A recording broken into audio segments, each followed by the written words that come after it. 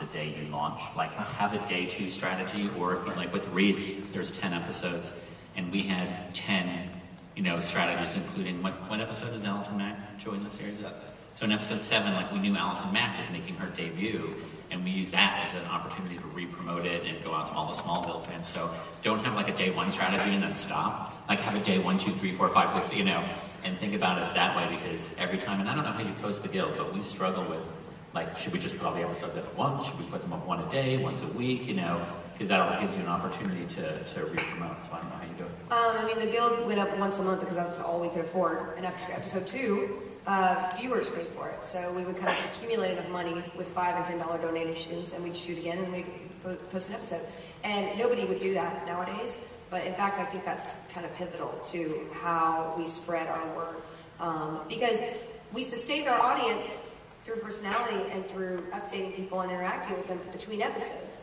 So that we had a whole month, and it was an event, and we could grow, and people of their own volition would spread it around. And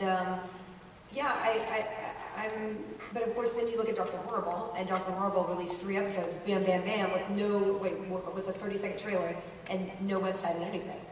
That had a lot more star power behind it, and clearly a huge fan base.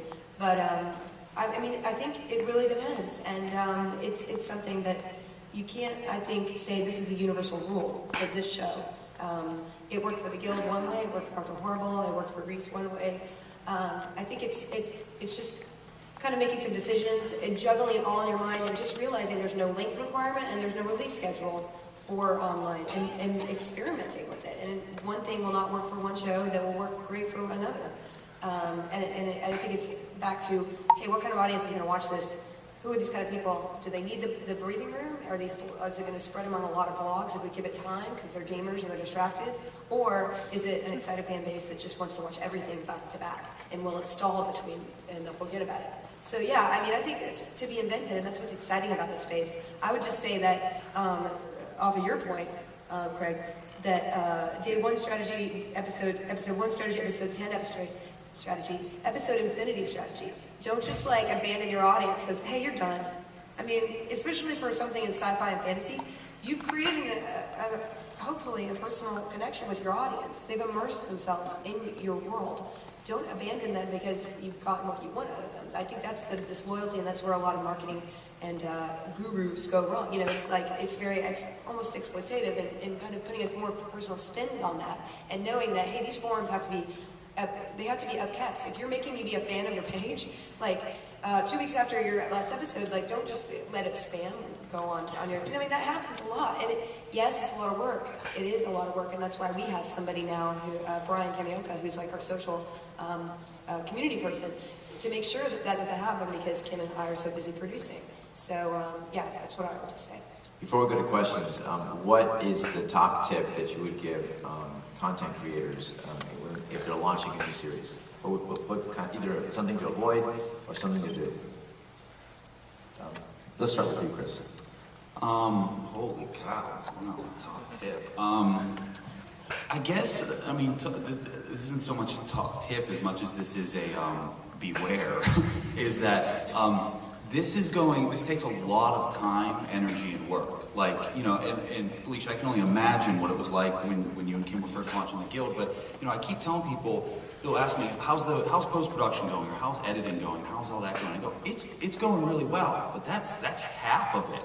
And so to be editing a series, or to be directing a series, or writing a series, just that alone is very difficult. But then the part of these, creating online worlds and creating online sci-fi worlds is that there's that other half of developing the online part of your Twitter account, your Facebook account, of engaging your viewers, of all that kind of stuff. So I say editing is half of my job, and then the other part is other half. So I can't tell you how often I'm just out. I'll be out on a date with my wife, and I'll get a Mercury Men tweet, and it's all that should I be answering this right now?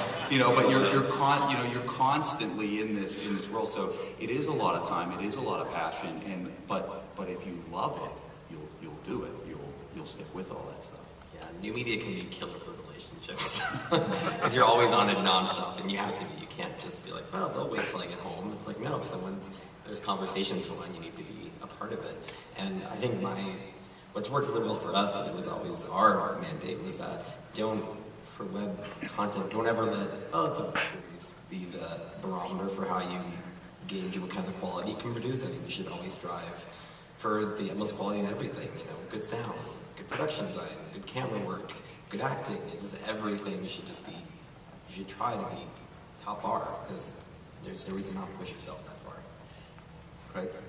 The advice I give to everybody, like uniformly, and these guys are living proof of it, is there is absolutely no excuse and no reason why you can't do this if you really want to. So you really have to go do it. I mean, Chris, was working in Pittsburgh doing Buck Rogers web series, Buck Rogers black and white web series, and like he got found, and he's gonna move to LA and do all sorts of crazy stuff. I'm not sure if I should say that, but.